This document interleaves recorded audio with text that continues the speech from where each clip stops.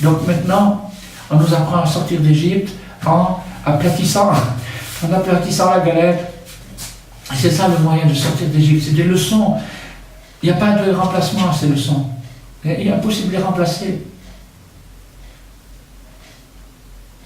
Alors, maintenant, il nous reste le troisième axe, et c'est un peu l'essentiel du message d'aujourd'hui.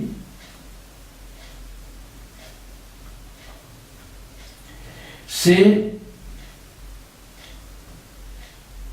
donc, voilà, c'est l'idée du maror. Alors, le mot maror, comme son nom l'indique, parce que vous voyez que mar, c'est comme amer, c'est les mêmes lettres. En français, on dit amer, ou bien on dit j'en ai marre. Et mar en hébreu, ça veut dire amer. Alors, comme je dis j'en ai marre, ça veut dire que c'est amer pour moi, c'est l'amertume, je goûte de l'amertume. Alors, la leçon du maror, c'est que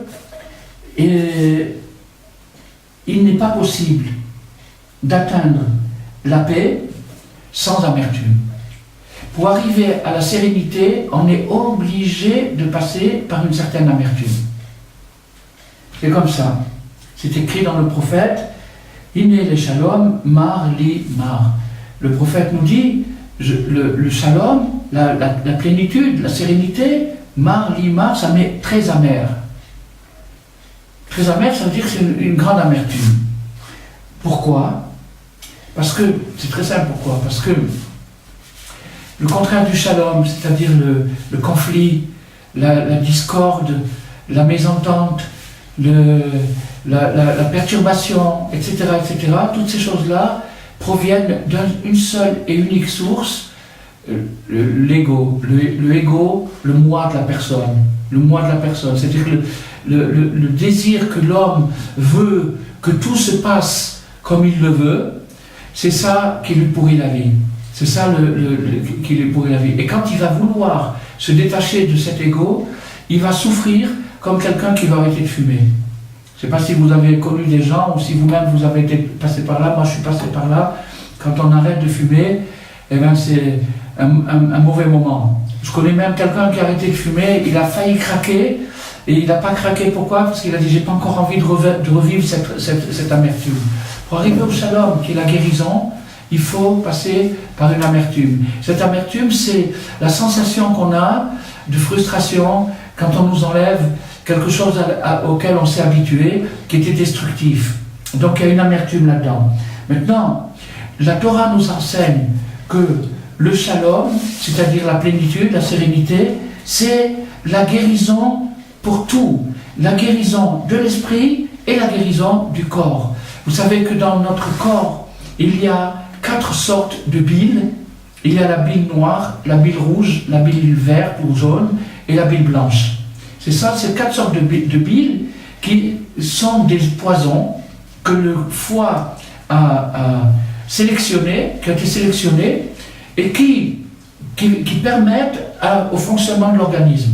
L'organisme a besoin, dans une certaine mesure, de ces poisons-là. Mais lorsque l'organisme est déréglé et qu'une des biles se met en conflit avec une autre, il peut y avoir une grande pagaille qui se solde par une maladie. Donc la maladie est une composante, il devient des éléments qui composent la personne, et ces éléments qui composent la personne, comme c'est enseigné dans la médecine chinoise, ces éléments qui composent la personne, quand ils sont en harmonie, c'est la santé, et quand ils sont en guerre, c'est la maladie.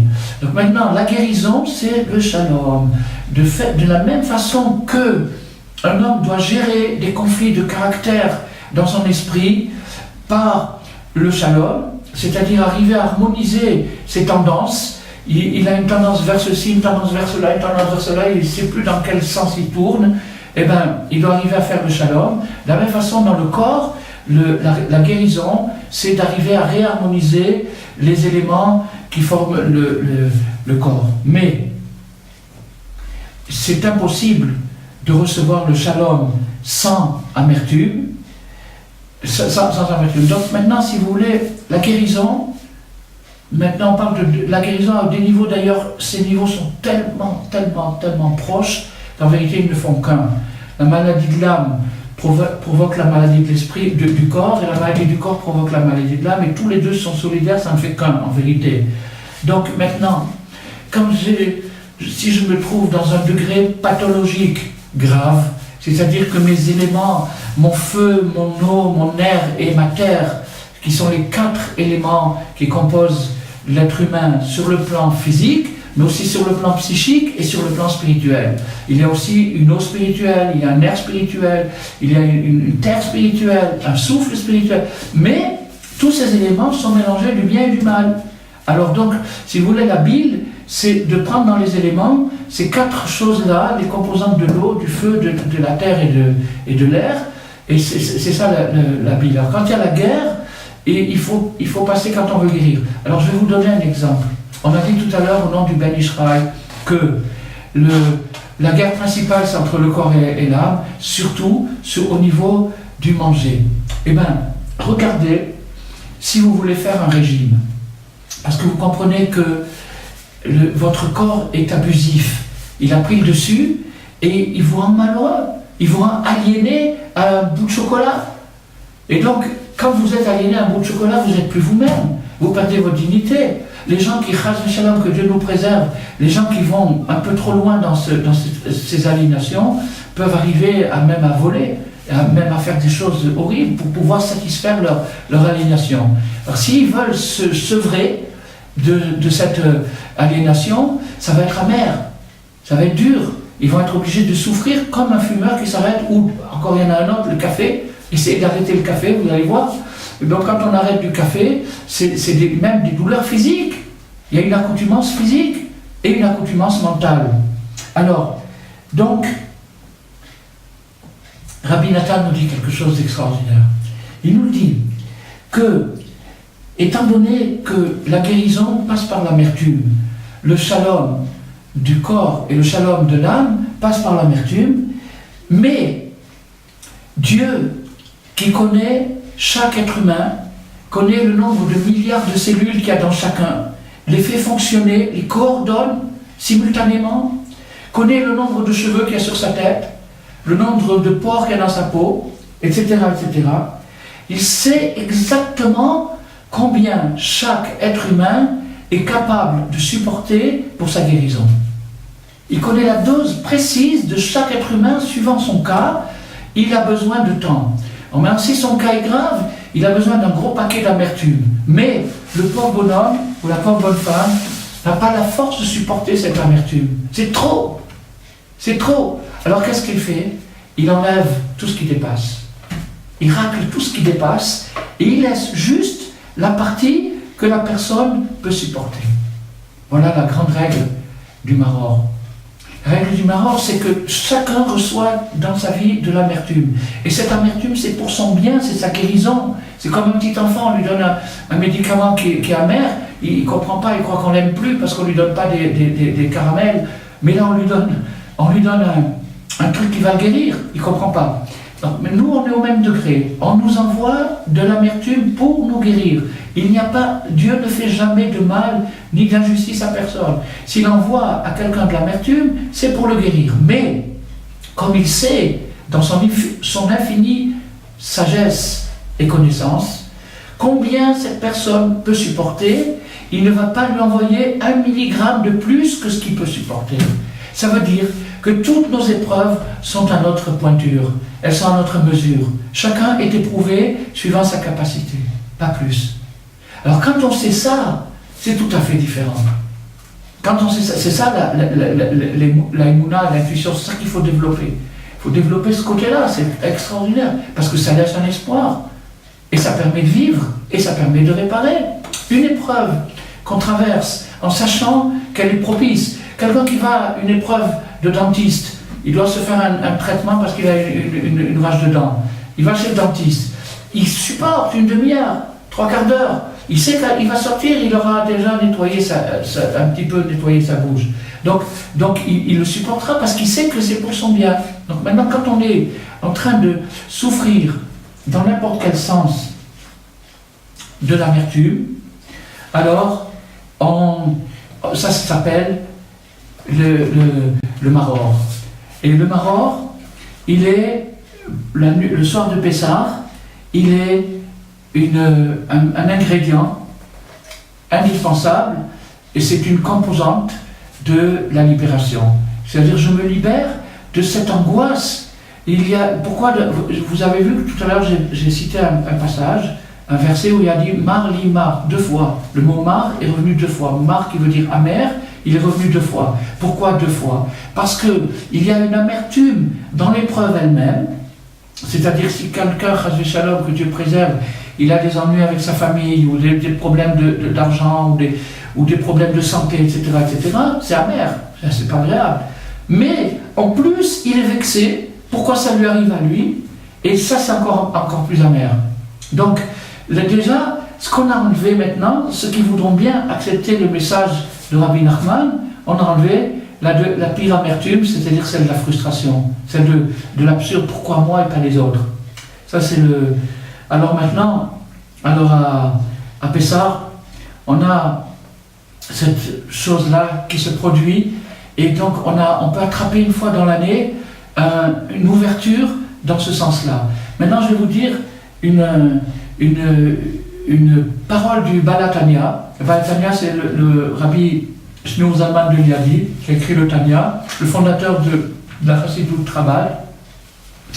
Il a dit dans son Shulchan Aruch qu'en vérité, si vous regardez la Gemara, vous allez voir que les herbes amères, c'est-à-dire le maror, qu'il faut employer, c'est principalement la laitue.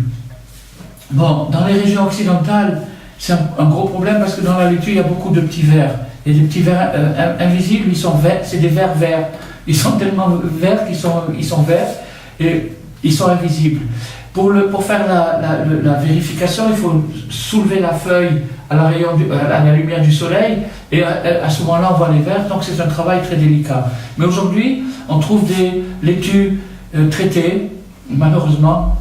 Mais bon, ça permet au moins de consommer de la laitue pour Pessah, pour ceux qui peuvent se procurer ça. Ou alors, ce qui est encore plus facile, c'est des endives. Les endives, elles ont un petit goût amer. Alors le Baal HaTanya, il pose une question dans le Shulchan Aruch, il dit, mais comment ça se fait que la Gemara insiste sur la laitue qui est finalement quelque chose de doux? La laitue, c'est quelque chose de doux. Et alors comment ça se fait qu'on nous dit les herbes amères, et après on nous dit la laitue? Et la Gemara insiste sur la laitue qui se dit en araméen chassa. Chassa, ça veut dire la laitue. Et, et en hébreu, c'est chazeret. Donc, la laitue, la Gemara insiste sur la laitue alors que ce n'est pas vraiment amer. Alors, le Baal HaTanya, il dit quelque chose d'extraordinaire. Il dit que la laitue n'est pas amère et les sages ont insisté sur la laitue comme herbe amère, comme maror, pour nous indiquer que l'amertume se présente toujours sous un couvert de douceur. Que les Égyptiens, quand ils ont voulu asservir les Juifs, ils leur ont fait du baratin. Ils les ont séduits, viens travailler, tu vas voir, tu vas gagner le 13e mois, la retraite, et tac, et tac. Ils leur ont promis des tas de choses, monts et merveilles, afin d'être coincés dans un rythme de travail. Après, quand ils étaient coincés dans un rythme de travail, il y avait déjà plus de 13e mois, il n'y avait plus de trucs, et après c'était 45 heures, 60 heures, etc., jusqu'à ce que finalement ils étaient des esclaves complètement. Alors le Baal HaTanya, il nous dit, observez le cœur de la laitue. Le cœur de la laitue, ça va. Mais la racine de la laitue, si vous avez déjà observé une racine de laitue, c'est un peu dur. Mais si la racine de laitue durcit vraiment, quand elle durcit vraiment, elle devient extrêmement amère. La racine de la laitue devient extrêmement amère. Alors le Baal HaTanya dit, ça nous apprend que il ne faut pas se laisser avoir à la fausse douceur.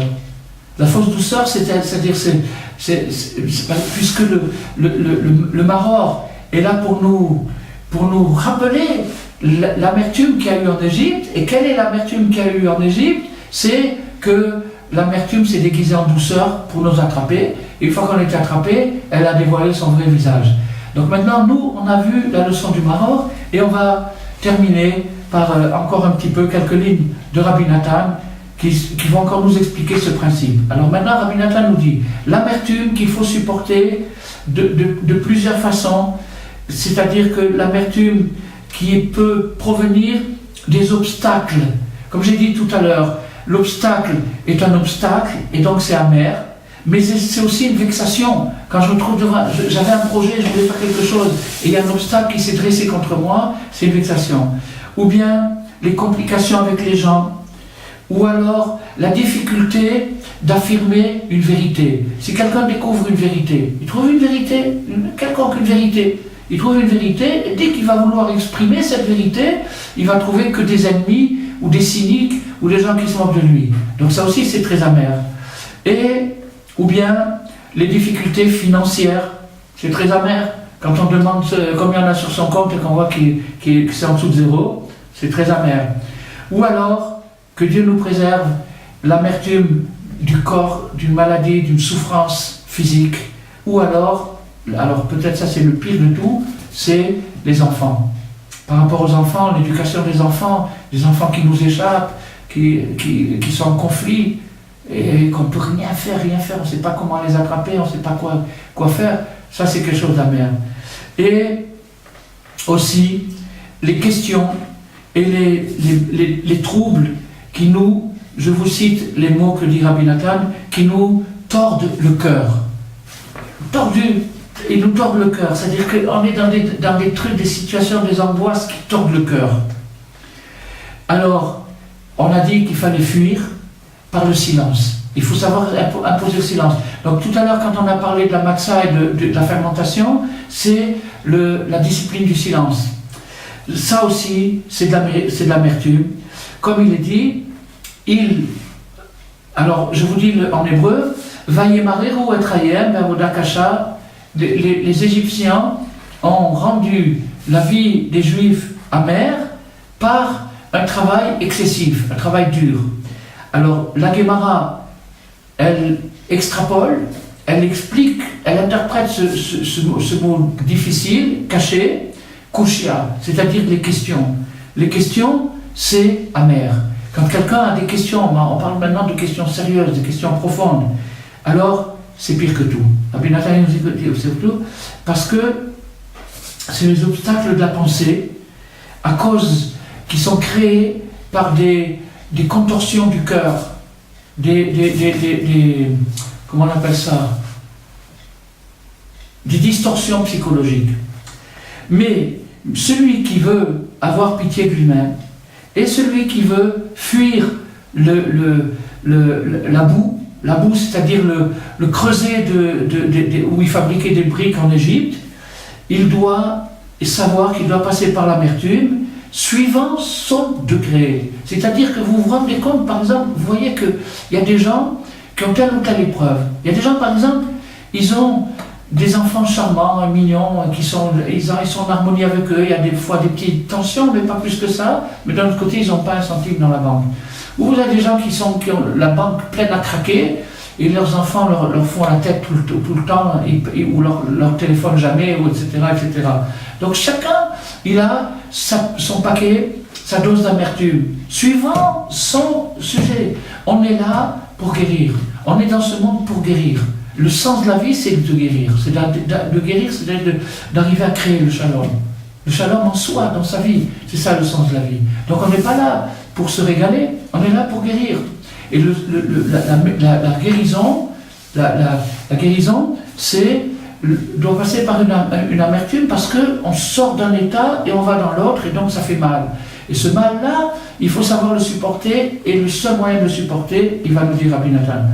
Alors à ce moment-là, la personne qui réussira à être patiente, à subir son épreuve en sachant que son épreuve est faite avec amour, que Dieu lui a envoyé juste à sa mesure et qu'il a effacé tout ce qui dépassait, tout ce qui était trop dur pour lui, il l'a enlevé. Mais il faut bien qu'il fasse quelque chose, il a été créé pour ça.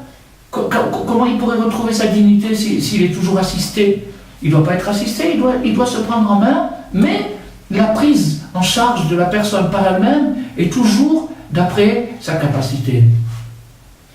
Mais il faut croire en Dieu et savoir qu'il nous envoie l'amertume avec une immense bonté et qu'il ne tient pas compte de nos péchés, ni de ce qu'on mérite, ni de notre jugement ni du verdict, ni de rien du tout, et il ne nous envoie pas l'amertume par rapport à nos fautes comme on aurait mérité normalement, mais seulement comment on peut supporter, suivant notre capacité.